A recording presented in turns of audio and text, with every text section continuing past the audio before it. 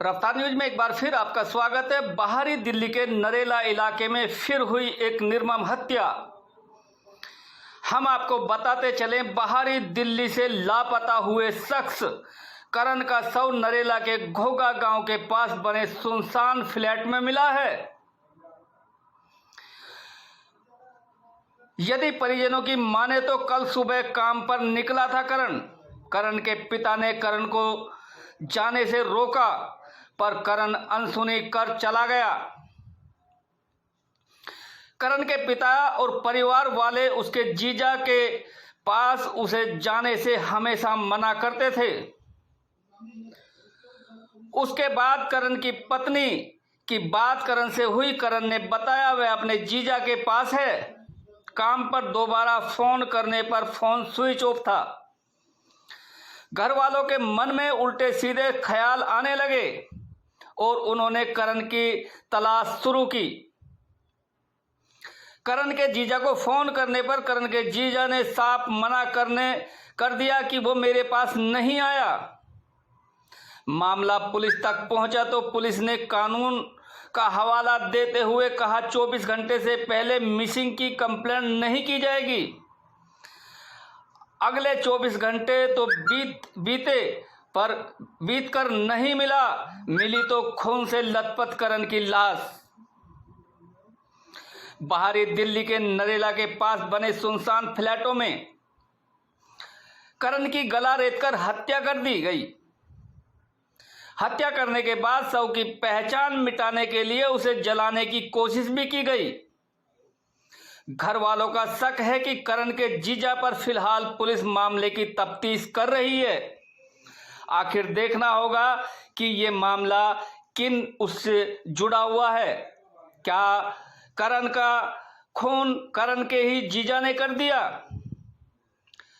ये तो पुलिस जांच कर रही है, जांच का विषय है। जांच के बाद ही साफ हो पाएगा कि आखिरकार करण को किसने मारा और इन फ्लैटों में क्यों लेके आया। क्या उसके चेहरे को छुपाने की कोशिश की गई? हम आपको बताते चलें, दिल्ली में क्राइम का ग्राफ लगातार बढ़ता जा रहा है। कहीं ना कहीं पुलिस की छवि भी धुलमिल होती हुई नजर आ रही है। फिलहाल देखना होगा कि जिस तरीके से दिल्ली क्राइम का बढ़ता ग्राफ कहीं ना कहीं दिल्ली पुलिस की छवि को खराब करता हुआ नजर आ रहा है। देखिए इस रिपोर्ट में। थान के पीछे हूँ। उसके बाद जब वहाँ से फिर वो ऐसे खोते खोते गया, तब बिल्डिंग पर जो पता लगा तब वो लाश मिला। वो तो नहीं मिला पवन। वो खून का बॉडी मिलने के बाद में उसने फोन स्विच ऑफ करके वो गायब हो गया। 1:10 पे हमें थाने से जब निकाला गया कि आप जा सकते हो इसे लेके, उस टाइम से पवन का कोई पता नहीं है। कोई पता नहीं है। घर गए तो घर पे उसकी वाइफ ने बताया कि वो तो रात से ही नहीं आया, कल से ही नहीं आया, कल रात को बचा और तब से वो गायब है। और उसने अपना फोन भी बंद कर रखा है और उसके बारे में कोई पता नहीं। और पूरा हमें उसी पे डाउट है और उसी ने अपने ग्रुप के साथ किया हो चाहे कैसे किया, उसी ने साथ इस काम को अंजाम दिया है। उसने बुलाया था फोन करके, तो उसी पर डाउट है। एक मिनट। सूरज नारायण राम। सूरज जी, क्या हादसा हुआ है? कैसे आपका बच्चा मिस हुआ था और क्या हुआ? सर ऐसा हुआ कि हमसे दुकान में वो ड्यूटी से करीब 9 साढ़े 9 बजे यहाँ आया है। वो आने के बाद में वो घर गया है। घर वाले को चाय पिया है। चाय पी करके उसके बाद हम भीतर में थे, वो निकल गया। मना कर रहे थे उसको जाने के लिए, लेकिन वो निकल कर चला गया। फिर बाद में हमारा मतलब बताया कि कलम तो चला गया वहाँ में। फिर फोन किया मुझसे थोड़ी देर के बाद में, तो जा करके बोला कि हम जीजा के पास में हूँ। एक बार हम उसको सुना, फिर दोबारा जो फोन वो किया है तो कखने किया है वो हमें पता नहीं। अब क्या नया मोड़ निकल के आया मामले में? क्या पुलिस को कोई आपने कंप्लेंट की कल? कंप्लेन तो आज भी हम पुलिस को वहाँ हमारा बैठा कर कल भी किया, आज भी वही बात हम बोला, एक ही बात वहाँ। तो पुलिस ने क्या जवाब दिया इसका? पूरा डिटेल में वो लिख लिया है। लिख करके हमारा सब कुछ सेंड करा लिया है। कहा तुम चिंता नहीं करो, ये चीज़ को जितना ये बच्चा जो हमसे ये हालत में हुआ है वो देख करके आया है पुलिस वाला वहाँ। नहीं, जैसा कि आपने अभी बताया था कि पुलिस को जब कल रात में दिया गया था तो उस टाइम पे उन्होंने कार्रवाई नहीं की। सबसे बड़ी प्रॉब्लम अगर ये कार्रवाई उसी टाइम पे हुई होती तो फिर ये चीज नहीं होती, तो क्या हमें पहले पता होता। जैसा आपने बताया था कि पुलिस क्षेत्र विवाद में थी कि आपका हाँ जी। कंझावला लगता है, कंझावला लगता है, आपका नरेला लगता है, कंजवला भी लगता है, नेला भी लगता है। और बस शाम में हम वहाँ से मुझसे फोन किए ना कि तुम चले जाओ थाने। हम थाना में गया, सर ऐसा सब बात है, हमारा बच्चे खो गया है, इस टाइम में इतना टाइम में वो निकला है, अभी तक उनसे हमारा कोई पता नहीं मिल रहा है। अब आपको कैसे पता लगा कि आपके बच्चे के साथ में हादसा हो गया? एक्चुअल घटना क्या है इसकी कि इन्हें ये पता चला कि इनके जीजा ने, करण के जीजा ने इनको बुलाया। करण चला गया वहाँ नरेला। जितनी बार उससे बात हुई उसने बोला गया कि सिर्फ जी मैं अपने जीजा के पास हूँ, नरेला हूँ, ठीक है। तकरीबन 1:30 बजे तक बात हुई। 1:30 बजे के बाद उसका फोन बंद हो गया। फोन बंद हो जाने के दौरान दिन के 1:30 बजे तो तकरीबन लगातार उसको फोन किया गया कि भाई उसका फोन क्यों बंद आ रहा है। अभी आपने थोड़ी देर पहले बताया था कि करण का जो फोन था वो घर पे रह गया था। करण का अपना फोन घर पे रह गया तो अपनी मिसेज का फोन लेके गया, अपनी मिसेज का फोन लेके गया। तो कल उसके पास उसकी मिसेज का फोन ले जाने के दौरान तकरीबन 8 बजे तक ये प्रक्रिया चली कि हम फोन करते रहे, फोर्थ करते रहे, फोन नहीं उठा।